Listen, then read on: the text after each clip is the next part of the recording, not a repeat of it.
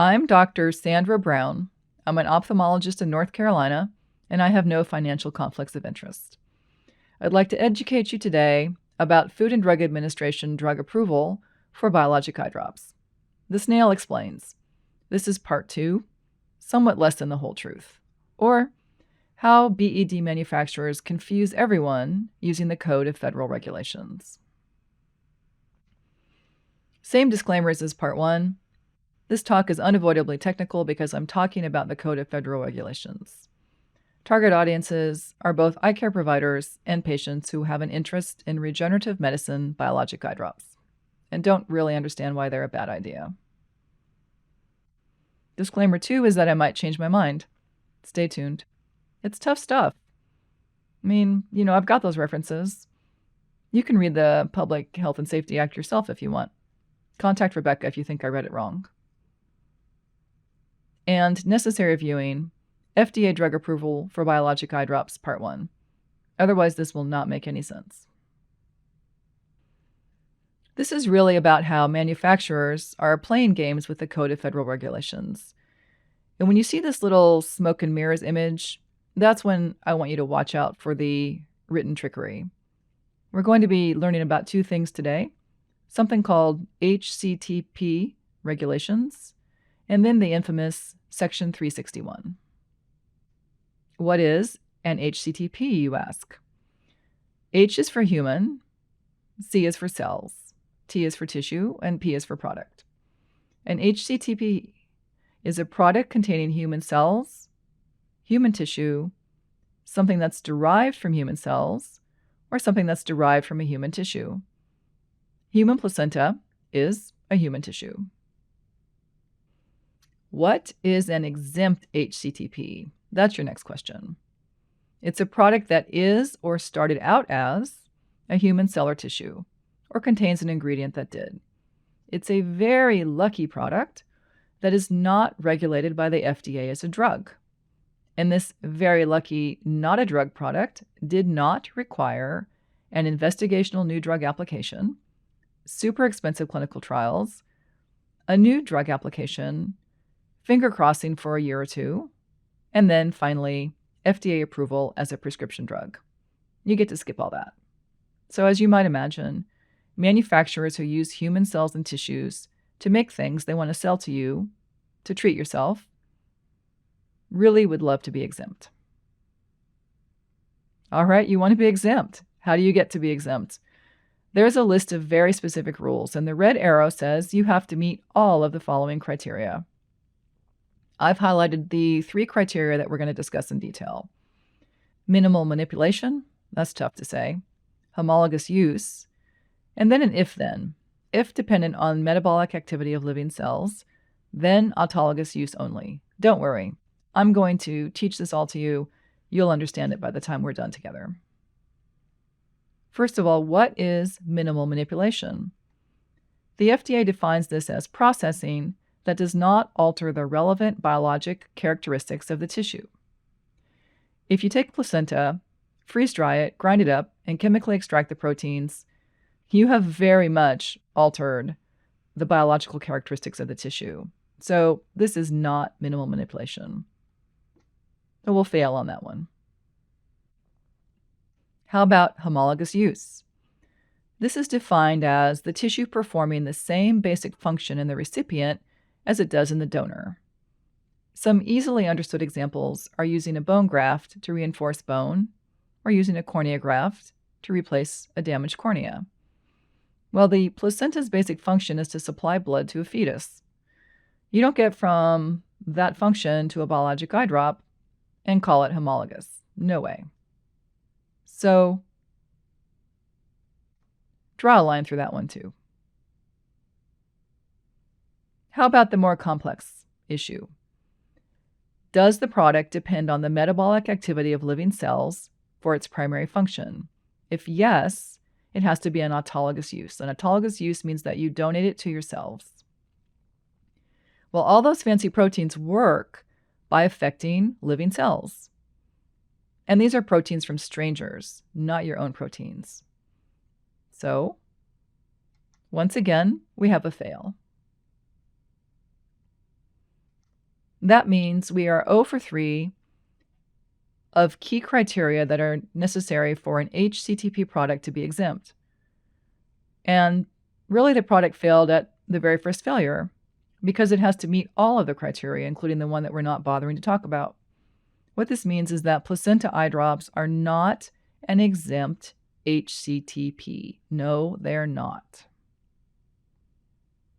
They're regulated by the FDA as a prescription biologic drug. Here's a counterexample, Pro-Kera. Pro-Kera is made from amniotic membrane. On the left, we have some fresh amniotic membrane being stripped off a placenta. On the right, a picture of Pro-Kera being applied to the surface of someone's cornea. Pro-Kera is an exempt HCTP. Why is that? Well, how is it manipulated? The manufacturer takes amniotic membrane, dries it, cuts it, and packages it. It's still a membrane. This is minimal manipulation. The basic function of amniotic membrane is to provide a barrier against the environment. And when you put it over the top of a damaged cornea, it's providing the same basic function. And this barrier function does not depend on the activity of living cells on your cornea or in the Pro-Kera itself to take effect. So we're good. Pro-Kera is exempt. However, if instead you decide to use amniotic membrane to make a biologic eye drop, you're not exempt. On the top, membrane to Pro-Kera, minimal manipulation, barrier function, no living cells. On the bottom, amniotic membrane to a BED, you have to dry it, grind it up, extract it, etc., just like for placenta. So, not going to be an exempt HCTP. This is really important to keep in mind because we suspect that amniotic membrane BEDs are going to hit the market next. So, this is your simple visual. Dear regenerative medicine, if you have to destroy the donor tissue to extract the proteins to make the eye drop, it is more than minimal manipulation.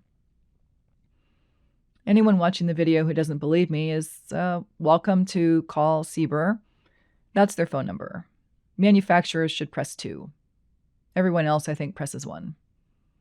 So imagine an industrial magic bullet with placenta. How about some specific smoke and mirrors activity on the part of Regenerative Processing Plant, LLC? I seem to be talking about them a lot. They manufacture Regener-Eyes Pro and Regener-Eyes Lite. On an older version of their box, you see this statement that these eye drops were processed under FDA guidelines 21 CFR 1271, Part 361. Wow, that sounds good. Man, that sounds like you could segue from that to Food and Drug Administration approved. Okay, yeah, it sounds good, but it means nothing. It is smoke and mirrors. When a patient calls Regener-Eyes and asks them about the Food and Drug Administration status, this is more or less what they're told. It's regulated like a bone or tissue graft. And what my reply is that they're attempting to be an exempt HCTP pretender. Because as we've learned and as you understand, a biologic eye drop that is produced from placenta cannot be exempt. You had to destroy the placenta. Okay, a little more CFR. You're saying, no more CFR. I mean, I love CFR. I'm getting off on reading this stuff. Can you tell? But basically, the manufacturer is implying that the placenta extract is an exempt HCTP. If it's an exempt HCTP, it's not regulated by the FDA at all. It's regulated by the Public Health Service Act. And there's a section in there called Section 361. This is all about preventing transmission of contagious disease from one person to another. And it basically establishes the requirement for screening tissue donors. If you are a manufacturer of an HCTP, which is regulated only under Section 361, then what you need to do is you need to screen your donors to be sure that they're not infected with something like HIV or hepatitis C. But otherwise, you don't have to have Food and Drug Administration approval at all. So Section 361 is a great place to live. That's just not where Regener-Eyes lives. It's a Section 361 pretender because they destroyed the placenta. Quoting Section 361 is just a distraction, like telling you that the product is regulated in the same way as a tissue graft. How about amniotic fluid? This is actually a little bit easier because amniotic fluid is not an HCTP to begin with. It is considered to be a secreted product. If you extracted cells from amniotic fluid, the cells might be an HCTP. However, the manufacturer is very careful to say that the regenerative magic in their eye drop is due to exosomes. And the reason why is because stem cells have a very bad reputation in eye care. Think blindness in nice little old ladies who had mild macular degeneration and went to Florida, where so much of this stuff happens, to get stem cell injections into their eyes and were shortly blind. It's true that exosomes aren't cells, so there's no reason to bring up the HCTP regs at all. Let's not. This is what M2 Biologics, who manufactures Stimuleyes, has to say about it. And there's our little smoke and mirrors call out. All right, there's a lot of tiny words here, but I just wanted to show you this screenshot because you can go to their webpage and find this verbiage yourself. What they say at the very end of that long sentence is that the product is regulated as a non-HCTP biologic. Okay, I had a lot of fun with this when I started to think about it more. True, amniotic fluid is a secreted product, not a human cell or tissue. True, exosomes aren't cells. Therefore, true times 2. Stimuleyes is not an HCTP. It is a biological product because it contains amniotic fluid that contains exosomes that contain proteins. If you contain proteins, you are a biological product. That's the definition. So we're really glad you admitted it.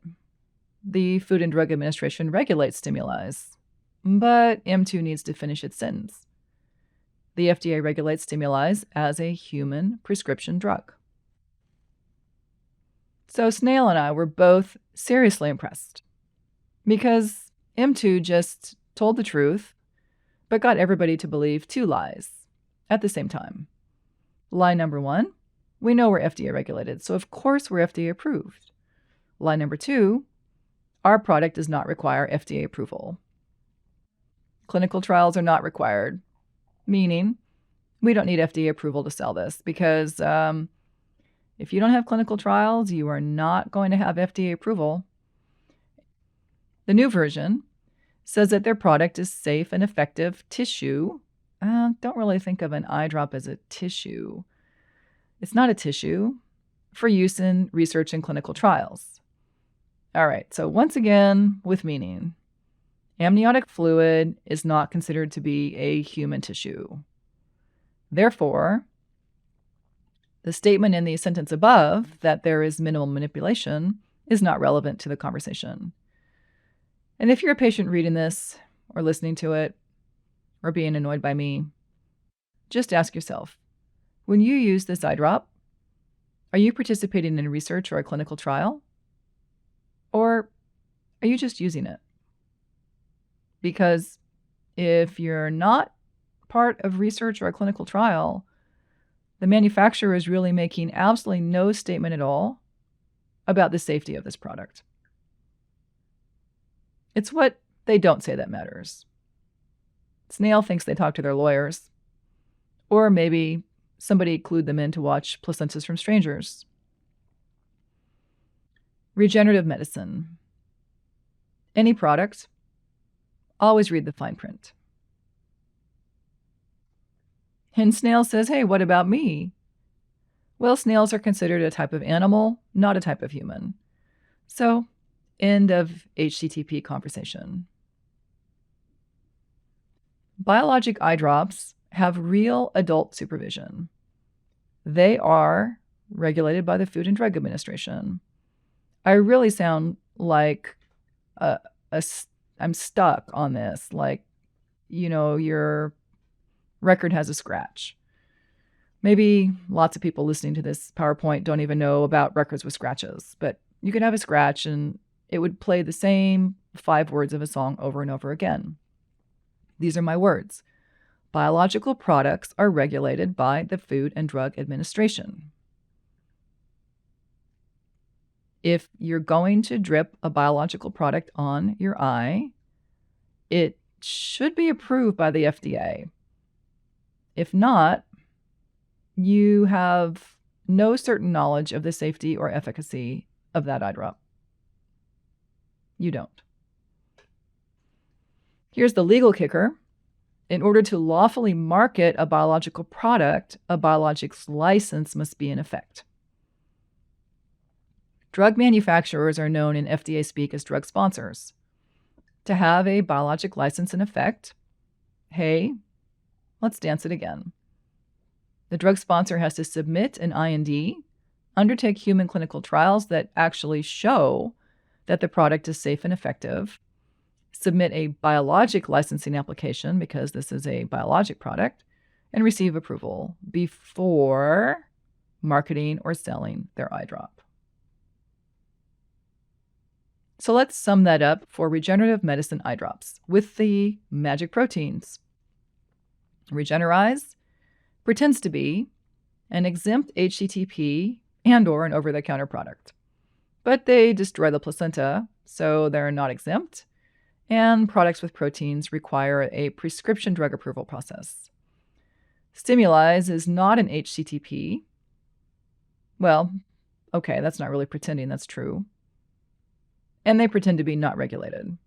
But same problem. You've got proteins. Proteins equals prescription drug. So Snail says, let me know when your biologics license is in effect.